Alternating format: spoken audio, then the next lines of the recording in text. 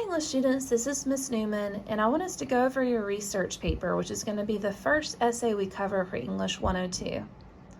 For this research paper, I would like you to utilize outside sources, so that could be articles, books, documentaries, etc., to learn about an influential person and how he or she has influenced today's society, whether for the better or for the worse. While you may choose the person, please ask my permission for your topic before beginning your research. We're going to turn in topic proposals and outlines for this assignment in the discussion board, so that's going to be how you ask for permission for this assignment on which individual you want to cover. Also, you may not repeat a topic that you have written about in the past, so that could be during English 101 or high school classes. Just make sure you're writing an original essay for this course, because your essay will be scanned with anti-plagiarism software, and it would come up as plagiarized if you turn in the exact same essay you turned in before. The rough draft will be due Wednesday, October 5th by midnight. You'll turn in all rough drafts into the discussion board because they'll be peer-reviewed, which means that your classmates will be able to read over your essay and give you feedback on what needs to be revised before you turn in the final draft. The final draft is the essay that I'm going to grade. And that's the case for every essay you write for English 102. There will always have a rough draft that's peer-reviewed, and then I will grade the final draft. The final draft research paper is due Wednesday, October 12th by midnight, and you'll turn that into the Content Week 5 folder. It'll literally say submit your research paper final draft right here on your Week 5 folder when we get to that spot of the semester. Notice the research paper is worth 40% of your final grade, so that is by far the largest essay as far as how much it counts towards your average. It's also the longest essay that we'll write this semester. I like to start the class with the most challenging essay so that you can use the energy you gained maybe over the summer break and do the most challenging first, and then through the rest of the semester it's a more smooth transition to the other essays that aren't quite as long and quite as involved.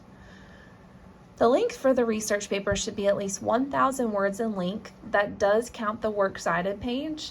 So those works cited citations will count towards your word count. Notice the formatting is 12-point Times New Roman font, double spaced with MLA heading and style. So let's take a look at your Seagull textbook. It's this book here. It was required for English 101 and it's also required for 102. We're going to use it quite a bit for the research paper.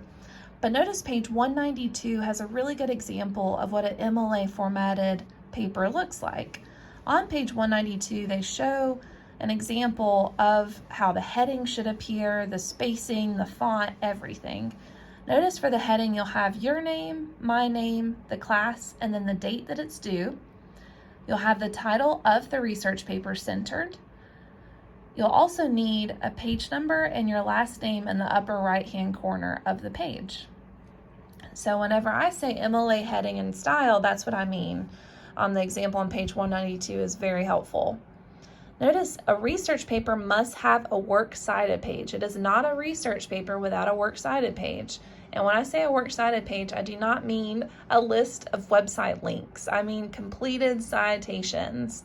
So for that example, I recommend turning to page 199. Page 199. Of course, your works cited page is not going to be as lengthy as this one, but this is what it should look like. Notice it's double spaced. The citations are in alphabetical order. The title at the top is works cited, not references, not outside sources. It says works cited.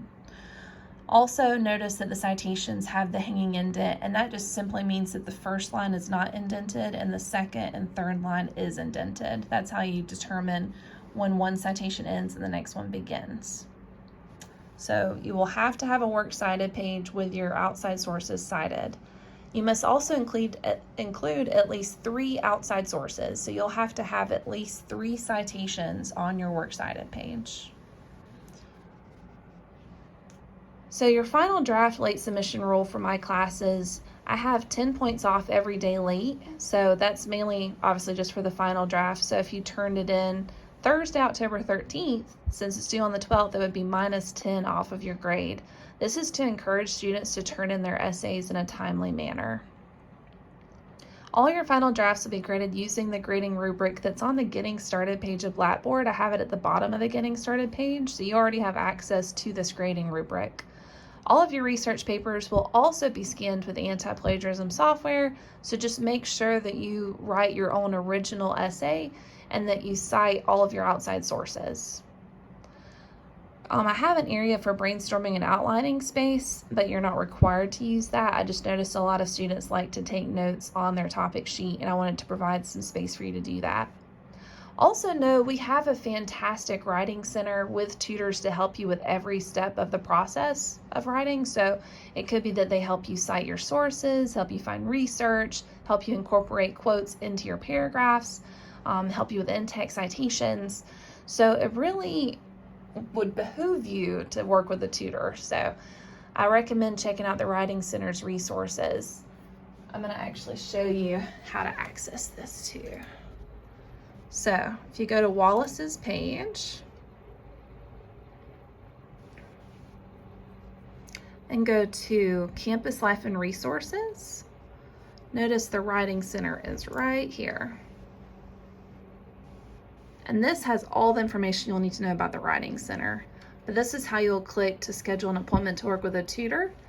And then they've also got their hours, locations, and phone numbers listed here as well. So I highly recommend working with one of these tutors because they can help you with any step of the writing process and give you all the time you would need to really feel confident when you turn in this research paper. And I know research papers can be overwhelming, so just know you can also ask me questions at any step along the way. If you're not sure if a source is credible, you can send me a link to the source and I'll check it for you.